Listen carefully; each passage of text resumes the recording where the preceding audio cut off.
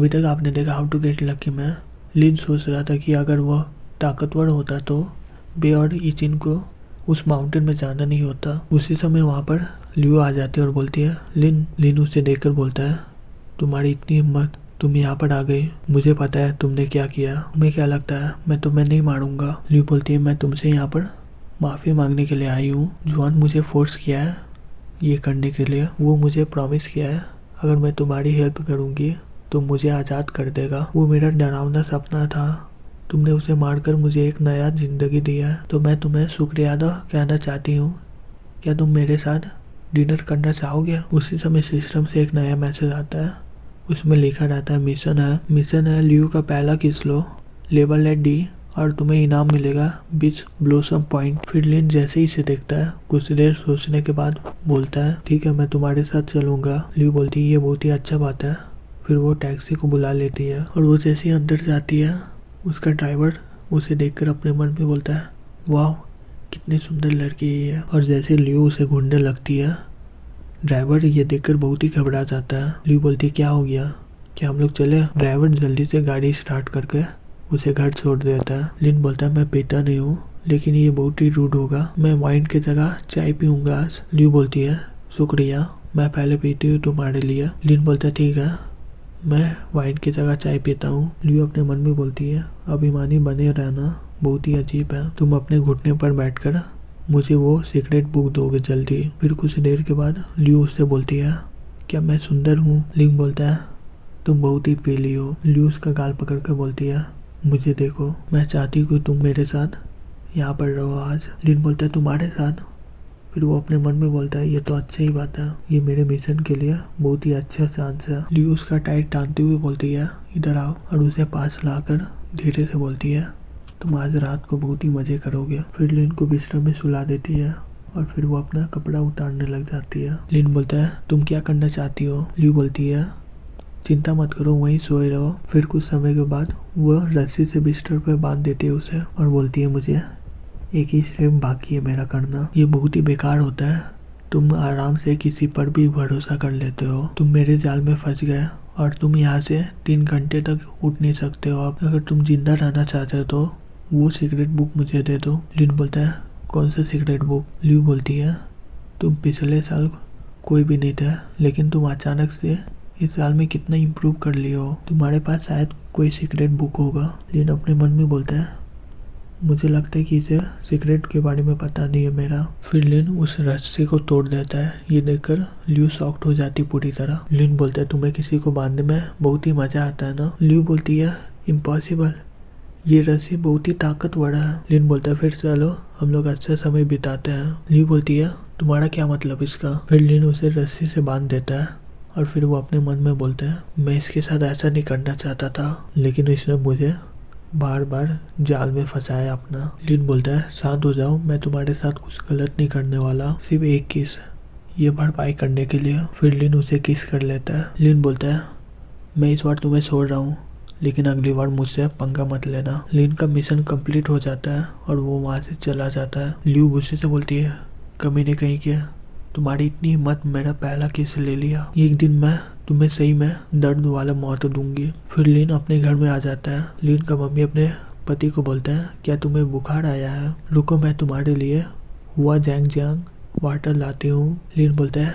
क्या हो गया डैड। लिन का पापा बोलता है वही पुराना प्रॉब्लम है, इस बार बहुत ही ज़्यादा हो रहा है। लिन बोलता है मैं घर छोड़कर यूनिवर्सिटी में जाने वाला हूँ लेकिन डैड का हेल्थ, यही बहुत बड़ा प्रॉब्लम हो जाएगा। ये लव बुक में एक इंक्लोपेडिया है डिजीज के बारे में, इसके लिए सिर्फ 20 पीस ब्लोसम पॉइंट लगेगा। चलो सीख लेता हूँ, नहीं तो मैं पूरी समय ही चिंता में रहूंगा। और वो सीख लेता है। कुछ समय के बाद अपनी आंखें खोलता है तो अपने पापा की ओर देखता है, उसमें लिखा रहता है साइक्लिक कोल्ड है इसे। लिन बोलता है पापा मुझे ओल्ड ट्रेडिशनल चाइनीज डॉक्टर के बारे में पता है जो ये इसे ठीक कर पाएगा। लिन के डैड बोलते हैं मजाक मत करो, मैं इस बीमारी से सालों से गुजरा हूँ। फिर उसका पापा उस डॉक्टर के पास जाता है और वो डॉक्टर बोलता है ये साइक्लिक कोल्ड स्वेट है, मैं तुम्हें प्रेस्क्रिप्शन दे देता हूँ, तुम कुछ ही हफ्तों में ठीक हो जाओगे। लिन के डैडी ये सुनकर शॉक्ड हो जाता है और बोलता है सही में। डॉक्टर अपने मन में बोलता है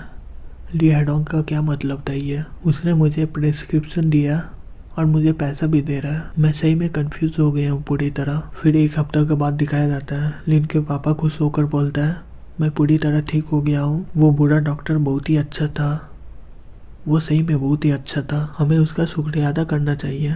अगर लेटर उसे लिख दूँ तो कैसा रहेगा? लिन बोलता है ठीक है। और फिर वो अपने मन में बोलता है अगर उसे पता चल जाएगा कि मैं इनकी इलाज किया हूँ तो वो पूरी तरह से शॉक्ड हो जाएगा और वो अपने दांतें चबाना स्टार्ट कर देगा। फिर वो यूनिवर्सिटी में चला जाता है एग्ज़ाम देने के लिए। ये कॉलेज एंट्रेंस एग्ज़ाम सिलेक्शन होता है इलाइट के लिए। ये बहुत सारे लोगों के लिए बुरे सपने से कम नहीं होता है, लेकिन लिन के मामले में लिन आराम से ये फुल मार्क्स ले आएगा इसमें, तो ये सब उसके लिए कुछ भी नहीं है। उसका पहला प्रायोरिटी है उस लग बुक का सारे मिशन को कंप्लीट कर दे और वो 9 ब्यूटी को खोज ले जो इस दुनिया में फिर से जन्म लिया। तो लिन अपने एग्ज़ाम को ख़त्म कर कर अपना जर्नी में फिर से लौट आना चाहता है। लिन एग्ज़ाम ख़त्म करने के बाद अपने मन में बोलता है पापा ने बोला था कि हम लोग लिन फैमिली में वापस जाएंगे जो यूनन क्लाउड माउंटेन में है, जहाँ पर हम लोग एंसेस्टर का पूजा करेंगे। लेकिन जैसा वो सोचा था वैसा नहीं हुआ। लिन फैंग के पास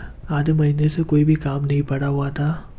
तो फिर वो अपने मन में सोचता है यहाँ बगल में ही तो टैजोंग है ना, तो क्यों नहीं मैं टीचांजी से मिल कर आऊँ, वो कैसा होगा अभी। फिर वो ट्रेन पकड़ लेता है।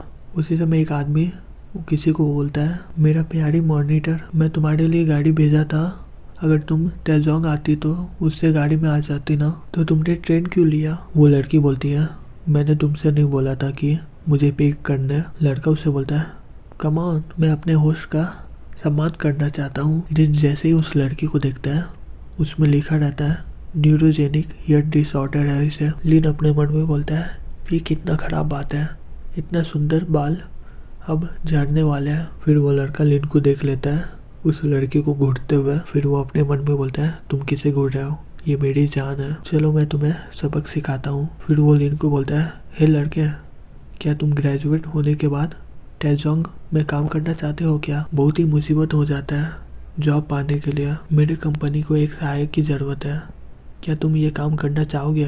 हम तुम्हें 5,000 पर महीने देंगे। लिन उसे कुछ नहीं बोलता है और सर घुमा लेता है उसकी ओर से। वो अपने मन में बोलता है कमीने कहीं के। फिर वो आदमी बैठ जाता है।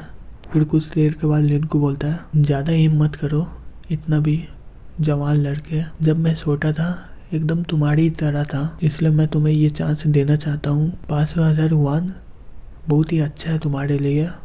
तुम्हें पता है हैंडीमैन का सैलरी कितना होता है टैजोंग में? 2,000 पर महीना। लिंग बोलता है मुझे पता है कि तुम इसे दिखाने के लिए ऐसा कर रहे हो, लेकिन ये कोई बात नहीं होता है कि सबके सामने डिंग मारो। तुम मेरे फेलियर के साथ तुम्हारा सक्सेस सेटअप कर लो, मेरे अज्ञानता के साथ तुम्हारा स्मार्ट को सेटअप कर लो। फिर उसी समय एक आदमी बोलता है बच्चे के साथ अपने आप को कंपेयर कर रहा है, तुम्हारा कुछ नहीं होगा। क्यों नहीं तुम जीतांजी के साथ करते हो कंपेयर, जो फ्रेंडली ग्रुप में है, वो तुम्हारे ही एज का है और वो बहुत ही अमीर है तुमसे। वो आदमी घबराते हुए बोलता है नहीं नहीं, मेरा ये मतलब नहीं था। वो आदमी अपने मन में बोलता है धत तेरे की, मेरा सारा इज्जत बर्बाद हो गया, ये इस कमीने की वजह से हुआ है। फिर कुछ ही देर में वो लोग टैजोंग में पहुंच जाते हैं। सभी लोग ट्रेन से उतर जाता है। वो आदमी लिन को गुस्से से घूर रहा होता है। लिन टैक्सी को रुकाता है और टैक्सी वाला बोलता है कहाँ जाओगे दोस्त? लिन बोलता है एक अच्छा होटल।